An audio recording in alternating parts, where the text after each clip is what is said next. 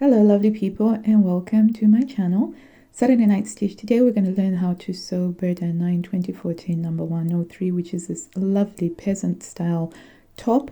So I do advise that you watch the tutorial all the way through before you actually start sewing along, because some things won't make sense until they do make sense. Okay, so please note that it doesn't have a allowance on the neck edge and that you're supposed to leave the neck edge unfinished, but in my tutorial I'm actually going to finish the neck edge. It is one gigantic pattern piece that you have to trace out and you fold it over. So in one regards it is quite easy, but for the tracing it does require you to probably staple two pieces of baking parchment together. Always make sure that you notch that center front and center back seam along the neckline. It's always very helpful to know where those are. You're going to use whatever marking tool you want to use for the front neckline slit, because that's where the opening is going to be. Now I used a cheat. I used bias binding to actually create the elastic casing, which I find a lot easier, a lot simpler. This is just normal bias binding folded under and then sewn on along the line where the elastic casing is supposed to go. So the next thing is to create the facing for the slit opening. So I just cut a piece of rectangular fabric and I'm going to finish the unfinished edges. So I'm using one of the selvage edges, so I haven't bothered with that. Fold it over in half and press it so that you can use that crease line to help you to place the placket. We're going to place the placket on the right side of the fabric there, and we're just going to line it up with that marking that we've already put for the slit, and we're going to sew as close as we can to the line without actually catching the bias binding where the elastic casing is going to be. And then we're going to do that very terrifying thing of cutting straight into that piece of fabric, and we're going to go right down to the point without cutting through the stitches. We're going to turn the placket to the wrong side and press it, and everything is beginning to look neat. You can leave it like this at this point if you want to, but I prefer to then turn it under again, and then later on I am going to sew it down, but not just yet. First of all, I'm going to finish that neckline. Remember, the magazine does say to leave the neckline unfinished, but I prefer to finish it. So I use a very narrow overlock, and then I am going to turn it over twice and then just do the teeniest, tiniest baby hem.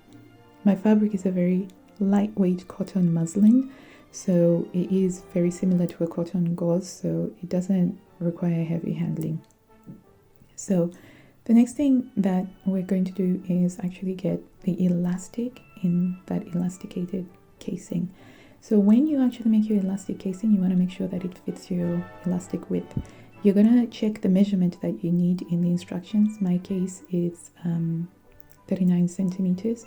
So I need a working piece of elastic, so I'm going to mark the point at which I'll start measuring that 39 centimeters, and then I will also give myself extra inch of elastic so that I've got working elastic, and then I will cut it over there. So in order to pull the elastic through, I prefer using a loop turner, which I will just thread through. I find this a lot easier than using a bodkin, for example. And this is where your working elastic is very useful, because you're going to have to poke a hole through it to get it to stick onto the loop turner, as you can see over there.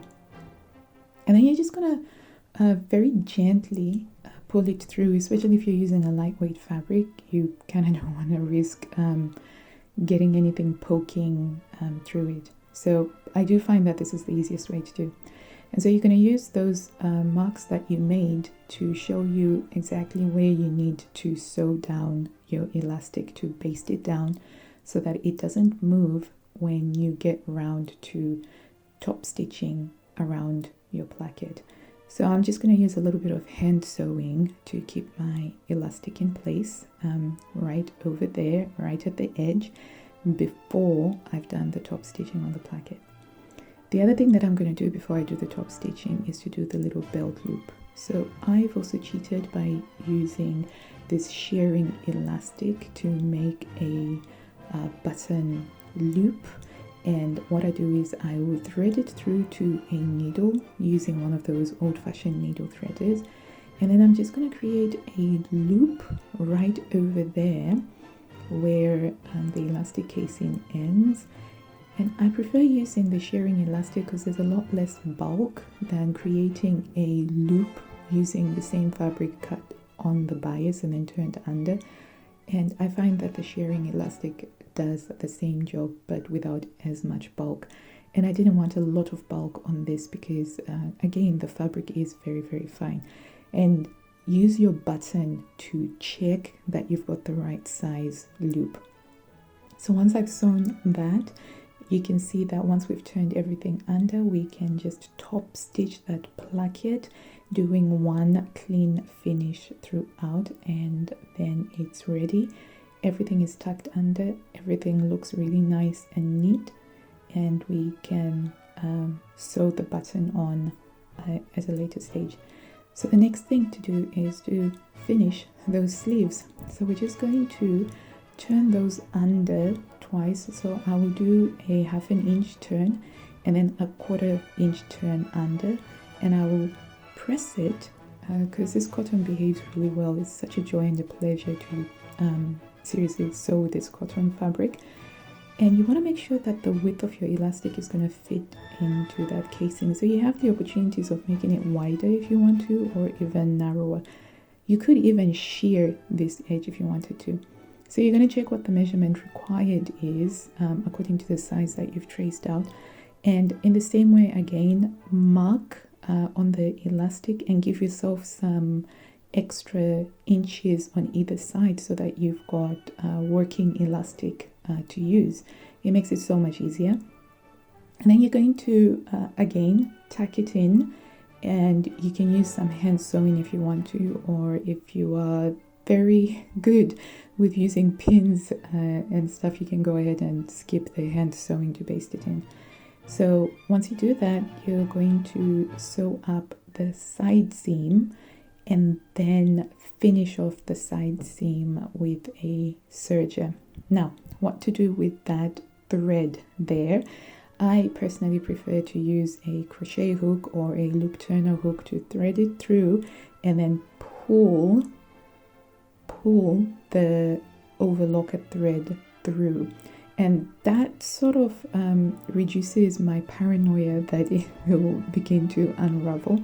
So we're gonna press that seam towards the back, and what I like to do as well is just to tuck that little overlocker thread under and do just a quick little zigzag stitch to keep it down and underneath before I then cut it, because I don't like it when I see the little overlocker threads fraying around.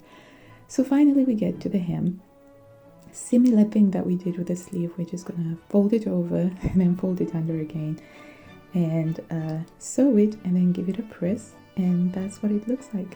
By the way, thumbs up if you're enjoying this tutorial and if you want me to do more of this, and also if you don't like this, you can do a thumbs down. I like to know either way. So here we go, that's what it looks like finished using that shearing thread as the button loop. So I tried it on, and this is such a versatile little pattern. You can see on there the other two things that I made that I've been wearing with, and I love it, and I hope that you found the tutorial useful. And if you did, do give it a big thumbs up down below. And if you haven't already, do subscribe. I'm mad about sewing, and I just tend to share whatever is going on in my sewing world. So until I see you next time, lovely people, happy sewing, and do remember to subscribe because I've got another tutorial coming out for both of the items that you see on these pictures. Bye.